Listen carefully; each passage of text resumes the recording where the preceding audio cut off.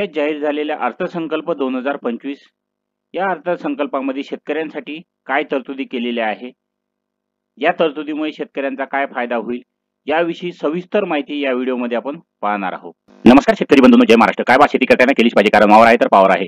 पण जेव्हा शेतीचं व्यवस्थित नियोजन असेल तेव्हाच आणि शेतीविषयी अद्ययावत माहिती असेल तेव्हाच। अर्थसंकल्प 2025 यामध्ये शेतकऱ्यांसाठी 9,710 कोटी रुपयांची भरघोस अशी तरतूद केलेली आहे। या तरतुदीमुळे शेतकऱ्यांचा कोण्या घटकासाठी काय फायदा होईल याविषयी सविस्तर माहिती या व्हिडिओमध्ये आपण शेतकरी बंधूंनो पाहणार आहोत। मी गजानन पोटे आपणा सर्वांचं स्वागत करतो IMP ॲग्रीटेक या YouTube चॅनलमध्ये। जर आपण या चॅनलला नवीन असाल तर सबस्क्राइब करायला विसरू नका। 10 मार्च 2025 ला राज्याचा 2025-2026 चा अर्थसंकल्प सादर केला। या अर्थसंकल्पात शेतकऱ्यांसाठी मोठ्या प्रमाणात घोषणा केल्या आहेत। राज्यातील शेतकऱ्यांसाठी 9,710 कोटी रुपयाची तरतूद करण्यात आलेली आहे। याविषयी सविस्तर माहिती या व्हिडिओमध्ये आपण पाहणार आहोत। शेतीसाठी करण्यात आलेल्या तरतुदी काय काय आहे? नानाजी देशमुख कृषी संजीवनी प्रकल्पाचा दुसरा टप्पा राबविण्यासाठी 2025-26 मध्ये 351 कोटी 42 लाख रुपयाची तरतूद केलेली आहे। कृषी क्षेत्रात कृत्रिम बुद्धिमत्ता व आधुनिक तंत्रज्ञानाचा वापर करण्यासाठी 500 कोटी रुपयाची तरतूद केलेली आहे। याचबरोबर राष्ट्रीय नैसर्गिक शेती अभियानासाठी 255 कोटी रुपयाची तरतूद केलेली आहे। बांबू उत्पादक शेतकऱ्यांना प्रोत्साहन देण्यासाठी 4,300 कोटी रुपयाची तरतूद केलेली आहे। याचबरोबर माननीय बाळासाहेब ठाकरे कृषी व्यवसाय व ग्रामीण परिवर्तन स्मार्ट प्रकल्प म्हणजे मॅग्नेट 2 राबवण्यासाठी 2,100 कोटी रुपयाची तरतूद केलेली आहे। आता आपण पाहू शेतकरी बंधूंनो, ह्या ज्या तरतुदी केलेल्या आहे या सविस्तर व याचबरोबर शेतीसाठी करण्यात आलेल्या बजेटमध्ये काय काय घोषणा आहे। या तरतुदी तर केल्या आहे, याचबरोबर आणखी सुद्धा फंड शेतीला मिळणार आहे, तो कोण्या घटकाला मिळेल, कसा मिळेल याविषयी सविस्तर माहिती आपण पाहणार आहोत। नानाजी देशमुख कृषी संजीवनी प्रकल्पाचा दुसरा टप्पा 21 जिल्ह्यात 7,201 गावामध्ये राबविण्यात येत असून या प्रकल्पासाठी 2025-26 मध्ये 351 कोटी 42 लाख रुपये नित्यव्यय प्रस्तावित केलेले आहे।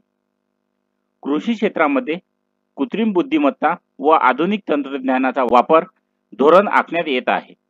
शेतकऱ्यांना पीक नियोजनाचा सल्ला देणे, उत्पादन खर्च कमी करणे, उत्पादनात वाढविणे, दर्जेदार शेतमालाचे उत्पादन तसेच शेतमालाला हक्काची व शाश्वत बाजारपेठ मिळवून देणे यासाठी शासकीय, निमशासकीय व खाजगी क्षेत्रात उपयुक्त असलेल्या प्रणालीचा शेतकऱ्यांपर्यंत पोहोचवण्यासाठी कृत्रिम बुद्धिमत्ता तंत्रज्ञानाचा वापर करण्यात येणार आहे, म्हणजे AI चा वापर करण्यात येणार आहे।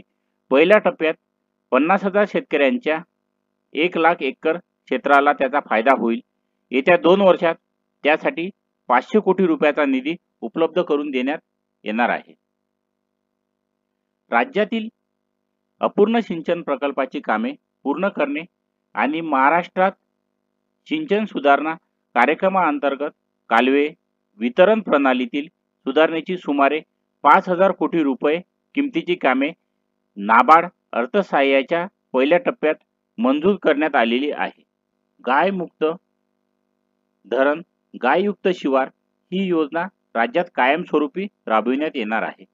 सन 2025-26 मध्ये 6.45 कोटी घनमीटर गाय काढण्याचे उद्दिष्ट निश्चित करण्यात आले असून त्यासाठी 382 कोटी रुपये खर्च अपेक्षित आहे। जलयुक्त शिवार अभियान 2 अंतर्गत 5,818 गावामध्ये 4,227 कोटी रुपये किमतीची 1,48,888 कामे हाती घेण्यात आलेली आहे। अभियानातील सर्व कामे मार्च 2026 पर्यंत पूर्ण करण्यात येणार आहे।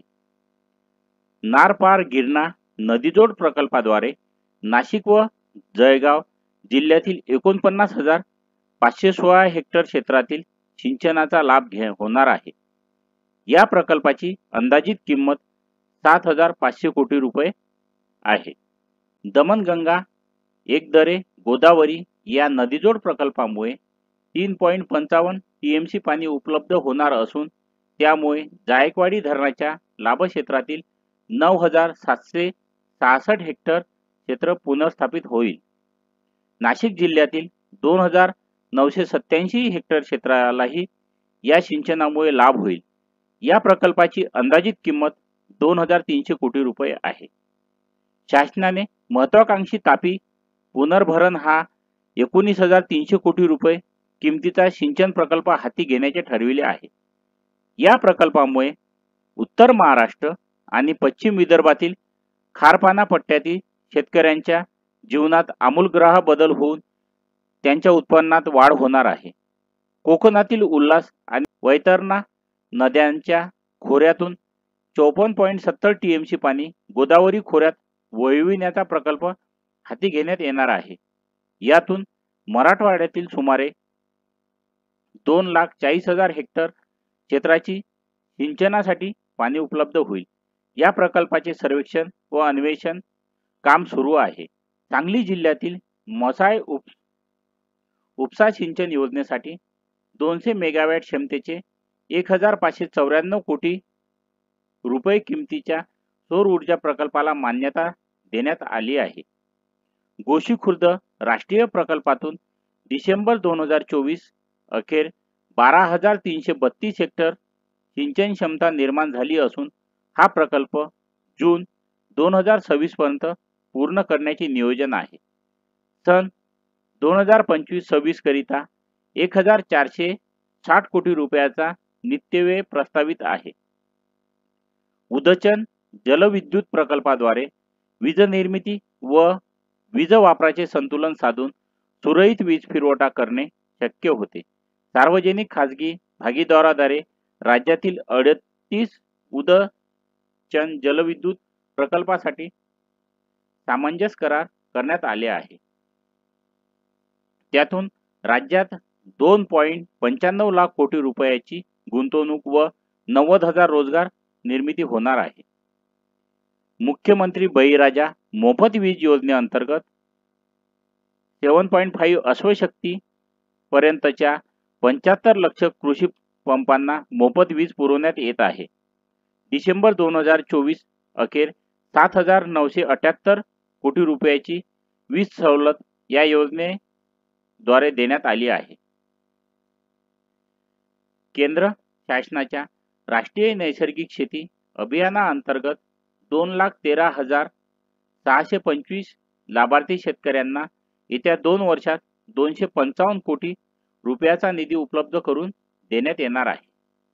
ग्रामपंचायत स्तरावर स्वयंचलित हवामान केंद्रे उभारण्यात येणार आहे। त्यासाठी आवश्यक तो निधी उपलब्ध करून देण्यात येणार आहे।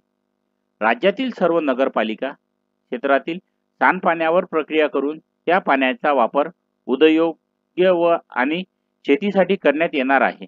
त्यासाठी 8,200 कोटी रुपये किमतीचा प्रकल्प हाती घेण्यात येणार आहे। राज्यातील बांबू उत्पादक शेतकऱ्यांना प्रोत्साहन देणे, बांबूला बाजारपेठ उपलब्ध करून देणे तसेच बांबू आधारित उद्योगांना चालना देण्यासाठी राज्य 4,300 कोटी रुपये किमतीचा बांबू लागवड प्रकल्प राबविण्यात येणार आहे। संयुक्त राष्ट्रसंघाने सन 2025 हे वर्ष आंतरराष्ट्रीय सहकार वर्ष म्हणून घोषित केले आहे। त्या अनुषंगाने राज्यात विविध कार्यक्रम महोत्सव आयोजित करण्यात येणार असून त्यासाठी पुरेसा निधी उपलब्ध करून देण्यात येणार आहे। लहान सीमांत शेतकरी व कृषी नवउद्योजकांना केंद्रस्थानी ठेवून शेतमालाच्या मूल्य साखळ्यांच्या विकासासाठी 2,100 कोटी रुपये किमतीच्या माननीय बाळासाहेब ठाकरे कृषी व्यवसाय व ग्रामीण परिवर्तन स्मार्ट प्रकल्प राबविण्यात येत आहे। नवीन तंत्रज्ञानाचा वापर करून राज्यात शाश्वत व उच्च मूल्य असलेल्या कृषी व्यवसायाचे केंद्र व्हावे यासाठी Maharashtra agri business network magnet 2.0 हा सुमारे 2100 कोटी रुपयाचा बाह्य सहाय्यित प्रकल्प राबविण्यात येत आहे. देशी गायीचे संगोपन, संवर्धन आणि संशोधनासाठी देवलापार जिल्हा नागपूर येथील गोविज्ञान अनुसंधान केंद्रास सहाय्य केले जाईल. तसेच नवी मुंबईत महामुंबई आंतरराष्ट्रीय बाजार, मुंबईत मरोळमध्ये आंतरराष्ट्रीय मत्स्य बाजार, तसेच आरमोरी जिल्हा गडचिरोली येथे रेशीम कोष खरेदी विक्री बाजारपेठ स्थापन करण्यात येणार आहे. ज्या तालुक्यामध्ये बाजार समिती अस्तित्वात नाही तेथे किमान एक स्वतंत्र बाजार समिती स्थापन करण्याचे ठरविण्यात आले आहे. त्यासाठी एक तालुका एक बाजार समिती योजना राबविण्यात येणार आहे. कृषी क्षेत्रातील 16,000 मेगावॅट विजेची मागणी हरित ऊर्जेतून पूर्ण करण्याचे उद्दिष्ट ठेवण्यात आले आहे. शेतकऱ्यांना दिवसा विश्वासार्ह वीज पुरवठा करणे शक्य व्हावे यासाठी 27 जिल्ह्यांमध्ये मुख्यमंत्री सौर कृषी वाहिनी योजना 2.0 मधून 2,779 विद्युत उपकेंद्रासाठी सौर प्रकल्प हाती घेण्यात आले असून ते ऑक्टोबर 2024 पर्यंत पूर्ण होणार आहे. जानेवारी 2024 पासून आतापर्यंत 2,90,129 सौर कृषी पंप स्थापित करण्यात आले आहे. सध्या प्रत्येक दिवशी सुमारे 1,000 पंप या गतीने सौर कृषी पंपाची स्थापना करण्यात येत आहे. शेतकऱ्यांसाठी एक आनंदाची बातमी म्हणजे बी बियाणे, यंत्रसामुग्री, खते आणि शेतमालाच्या वाहतुकीसाठी महत्त्वाच्या असलेल्या शेत व पांधन रस्त्याच्या बांधकामासाठी एक नवीन स्कीम सुरू होणार आहे. त्या स्कीमचे नाव आहे बळीराजा शेत पांधन रस्ते. ही नवीन योजना सुरू करण्यात येणार आहे. या सर्व घोषणा अर्थसंकल्प 2025 मध्ये शेतकऱ्यांसाठी केल्या गेल्या आहे. याचबरोबर काही घोषणा सुटल्या सुद्धा असू शकतात. जेवढं विश्लेषण करता आलं तेवढं अर्थसंकल्प 2025 शेतकऱ्यांसाठी माझ्यातर्फे करण्यात आलेला आहे. असेच शेती संबंधित व्हिडिओ पाहण्याकरिता या चॅनलला सबस्क्राईब करा, व्हिडिओला लाईक करा, दिलेल्या बेल आयकॉनवर क्लिक करा व तुमच्या मित्रांना शेअर करा. जय हिंद, जय महाराष्ट्र.